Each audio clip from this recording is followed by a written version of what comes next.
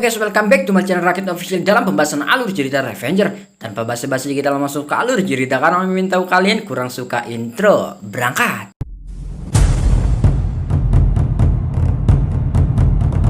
Cerita berlanjut memperlihatkan Hana yang melapor kalau kedua temannya hilang entah kemana. Sebagai kakak yang baik, Gio dan Kurima pun mencari teman adiknya yang hilang walaupun sambil ngedumel. Di sela-sela pencarian mereka tersengaja melihat Nio yang sedang ikut perlombaan layang-layang dan membuat Gio menaruhkan semua uang yang dimilikinya.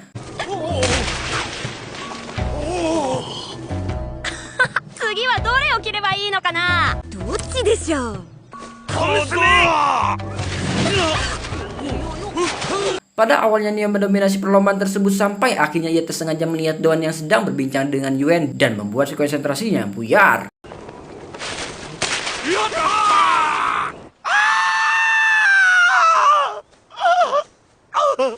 Gio yang melihat layang-layang yang dimiliki Nio putus menjadi histeris karena ia telah menaruhkan seluruh uang yang dimilikinya. Berbeda halnya dengan Gio yang masih terlihat meratapi nasibnya, Kurima sendiri melaporkan mengenai teman-teman Hana yang menghilang kepada Yuen dan mendapati jawaban kalau orang-orang di Nagasaki tidak ada yang peduli tentang hilangnya anak-anak gunung. Tetapi walaupun begitu, Yuen dapat menebak kalau hilangnya anak-anak dikarenakan ulah kelompok Doan. Diceritakan kelompok Doan sendiri awalnya hanyalah kelompok artis keliling atau kata lain organ tunggal. Sampai suatu hari pemimpin mereka yang bernama Doan mulai mengumpulkan anak-anak yang memiliki keunikan tanpa pandang bulu dan salah satunya adalah Nio.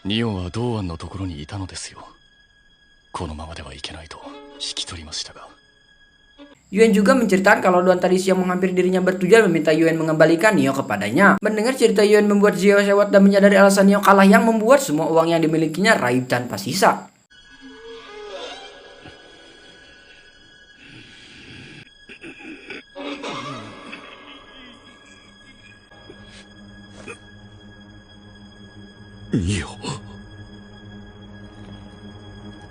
Nio menghampiri Doan yang sedang meratapi penjelasannya karena telah memberikan Nio pergi bergabung dengan kelompok Yuen. Melihat kehadiran Nio membuat Doan meneteskan air mata bahagia karena ia bisa melihat monster kecil yang berharga.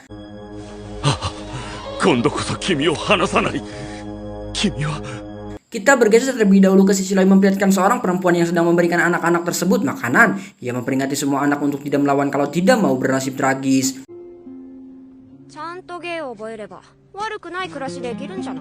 Tak lama setelah kepergian perempuan tersebut, tiba-tiba saja Nio muncul dengan menyarankan mereka semua buat tinggal di tempat tersebut karena mereka semua tidak perlu susah-susah mencari makanan dan tempat buat tidur. Meski mendapatkan saran dari Nio, mereka tetap memilih hidup di luar sana yang penuh kebebasan. Sementara Nio yang mendengar perkataan dari mereka membuat ia tersenyum dan melemparkan sebuah plat emas.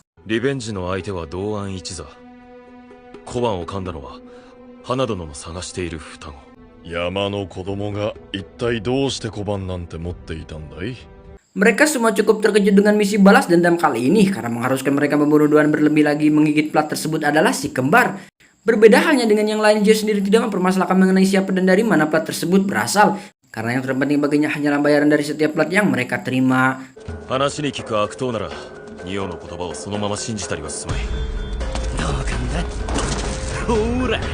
Tak lama setelah mereka sampai di tempat, kelompok Doan keduanya langsung dihadang oleh bawahan Doan dan pertempuran pun dimulai.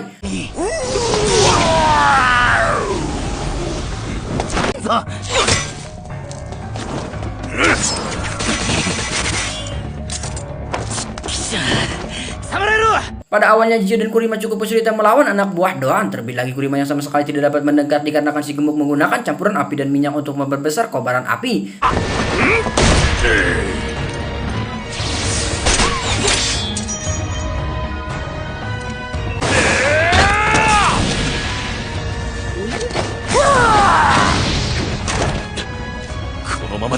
Sampai ketika Gio berhasil membuka jalan buat Kurima dengan cara membocorkan selang minyaknya si gemuk walaupun harus sedikit mengorbankan tubuhnya. Mendapatkan celah buat menyerang, Kurima tidak tunggu lebih lama lagi dan akhirnya membuat wadah minyak si gemuk meledak.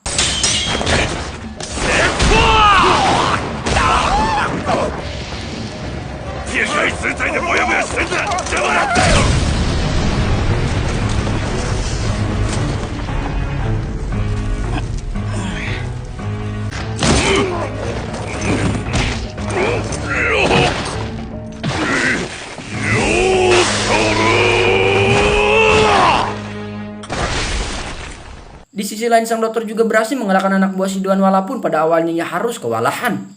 Sementara di tempat lain memperlihatkan Neo yang menghampiri Doan yang mengisyaratkan Doan jika ingin memilikinya maka dia harus membunuh Neo. Dengan begitu Neo akan menjadi miliknya selamanya. Tepat ketika Doan akan membunuh monster kecilnya dengan cara mencengkram kuat leher Neo, tiba-tiba saja Doan tertunduk lesu di hadapan Neo sambil mengatakan kalau dirinya tidak sanggup mengambil nyawa yang dimilikinya. Sementara Neo yang mendengar perkataan ketidaksanggupan Doan membunuhnya membuat ia tersenyum. Neo menawari Doan untuk dia saja yang akan menjadi miliknya dan ketika Doan mengatakan ia sambil memasrahkan diri tiba-tiba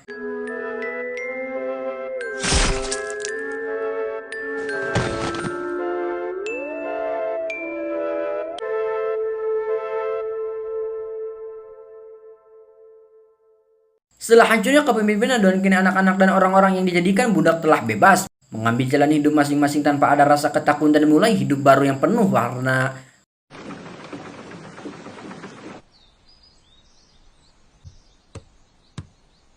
Hmm, どうしたの？怖い顔して。バッキャロバクチ打ちってなゼニを掴むまで手形も約束も信じねえんだ。 Pada awalnya mereka masih belum menyadari kalau ada yang mengikuti sampai akhirnya Gio dan Kurima melihat 4 orang yang berjalan di depan belakang dengan gerak-gerik yang mencurigakan. Dan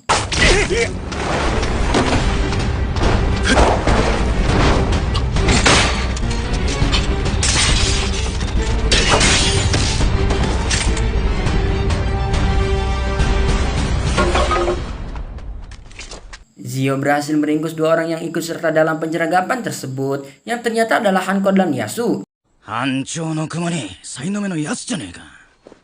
Hanko dan Yasu adalah teman tongkrongan Gio di tempat judi. Hanko mengaku kalau mereka hanya dibayar untuk menangkap Kurima dan ketika Gio mengatakan kalau mereka ingin menangkap samurai Satsume sontak kedua orang tersebut pun ketar-ketir menahan takut.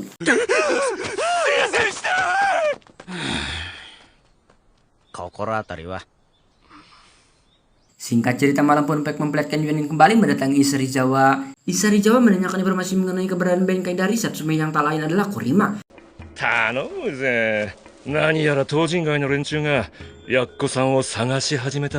Keberadaan Kurima semakin terancam dikarenakan pecinan sudah mulai turun tangan mencarinya. Pecinan sendiri adalah sebuah organisasi yang menguasai seluruh pasar dagang di Nagasaki.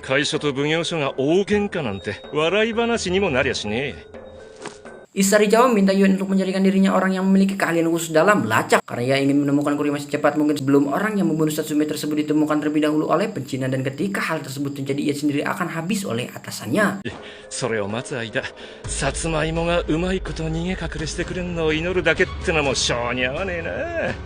Sementara di tempat lain, tepatnya di salah satu rumah dagang, sang dokter sangat berterima kasih dengan para pedagang di Nagasaki karena berkat mereka ia bisa mendapatkan barang-barang dari Belanda. Petugas tersebut mengatakan kalau Inggris telah berhasil memaksa mundur Belanda dari Ceylon dan Jakarta sehingga memasukkan mungkin akan sedikit sulit. Sang dokter membicarakan pecinan yang sedang mencari samurai Satsume dan seketika membuat atmosfer di ruangan tersebut berubah mencekam dengan semua orang yang bersiap mengeluarkan senjata kesayangan mereka. Iya, なんでもないんだ。そろそろおいとましようかな。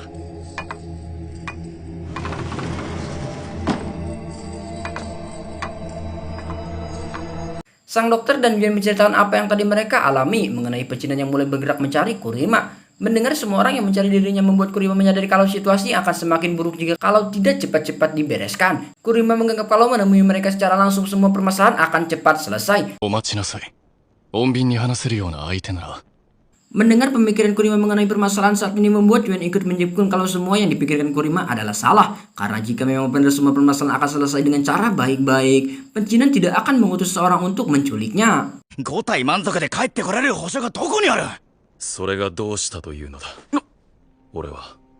Kurima masih dalam pendiriannya yaitu menyerahkan diri dan berharap bisa menyelesaikannya semua masalah tanpa adanya campuran tangan bahkan jika mengharuskan menaruhkan nyawanya karena ia sudah tidak peduli lagi dengan nyawa yang dimilikinya setelah peristiwa kematian sang mertua dan istrinya.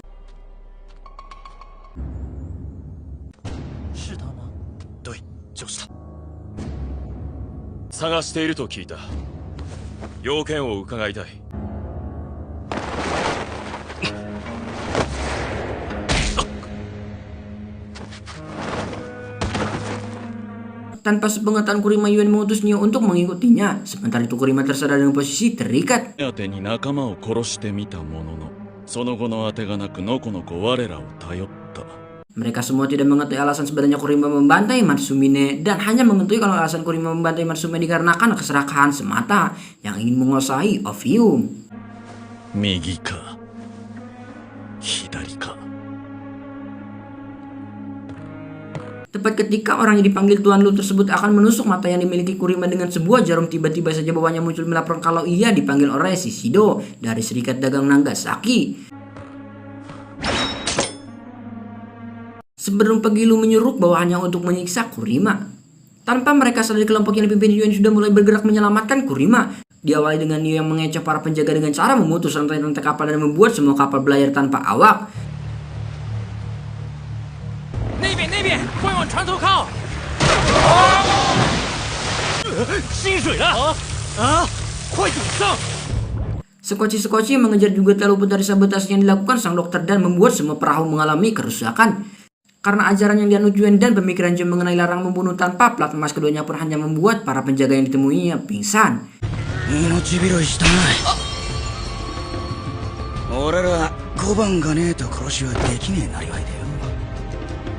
Sementara di sisi lain memperlihatkan kondisi Kurima yang dipenuhi luka siksaan karena orang tersebut tidak mendapatkan informasi mengenai letak barang terlarang Ophium yang disembunyikan Matsumine.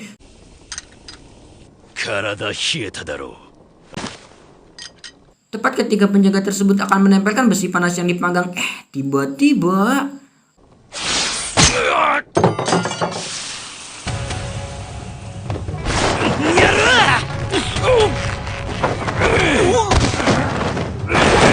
awalnya dia cukup kesulitan melawan penjaga tersebut karena perbedaan postur badan dan kekuatan. Namun pada akhirnya dia berhasil mematahkan leher penjaga dan membawa Kurima pergi dari tempat tersebut.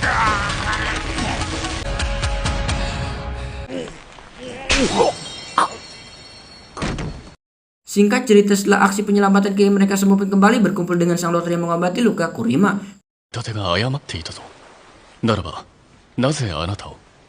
Kurima juga menceritakan alasan benci dan mencari dirinya dikarenakan Matsumine sudah mengambil muatan kelompok mereka. Dan mengenai letaknya barang tersebut Kurima juga tidak mengetahuinya. Yang jelas barang tersebut berada di Nagasaki. Bersambung. Kita lanjut minggu depan. Ya udah, undur diri. Selamat berpuasa bagi yang menjalankan. Jaga dompet kalian. Ajak kebetan nikah. Mimin pamit. Bye bye.